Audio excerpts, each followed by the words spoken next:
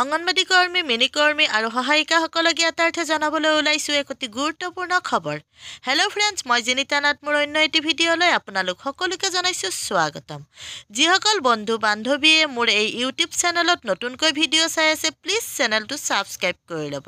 আজিৰ ভিডিঅ'ত আপোনালোকলৈ আগবঢ়াইছোঁ অসম ৰাজ্যিক অঙ্গনবাড়ী কৰ্মী আৰু সহায়িকা সন্থাৰ বিষয়ববীয়া সভাত লোৱা কেইটামান প্ৰস্তাৱ। যোৱা 17 ডিচেম্বৰৰ 2024 তাৰিখে অসম ৰাজ্যিক অঙ্গনবাড়ী কৰ্মী আৰু সহায়িকা সন্থাৰ স্থায়ী সভানেত্ৰী জয়মতী দাস ডাঙৰীয়ানীৰ পৰিচালনাত অসম ৰাজ্যিক সন্থাৰ বিষয়ববীয়াৰ সভা অনুষ্ঠিত কৰা হয়। অসম ৰাজ্যিক সন্থাৰ বিষয়ববীয়া সভাত CITUৰ উপদেষ্টা তপন শৰ্মা ডাঙৰীয়াও উপস্থিত থাকে। সকলোৰে মতামত, পৰামৰ্শ তথা আলোচনাৰ মাধ্যমেৰে কেইটামান প্ৰস্তাৱ গ্ৰহণ কৰা হয়।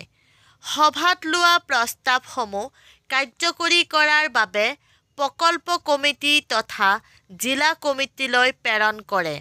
প্ৰস্তাৱসমূহ হ'ল 6 জানুৱাৰী 2025 তাৰিখে AIFAWH all India federation of anganwadi workers and হেল্পাৰ্ছৰ প্ৰতিষ্ঠা দিৱস।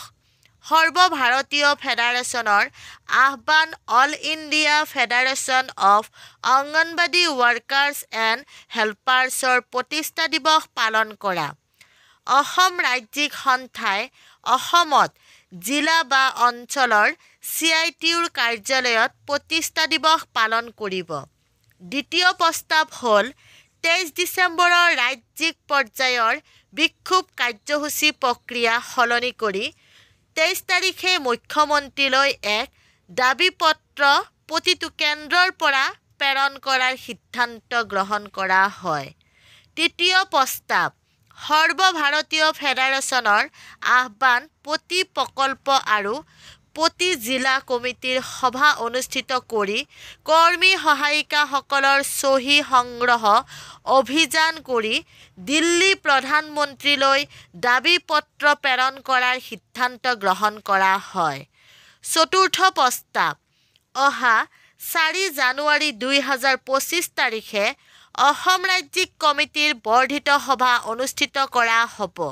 গতিকে সকলো ৰাজ্যিক কমিটিৰ সদস্য সভাত উপস্থিত থাকিবলৈ অসম ৰাজ্যিক সন্থাৰ ফালৰ পৰা অনুৰোধ জনাইছে।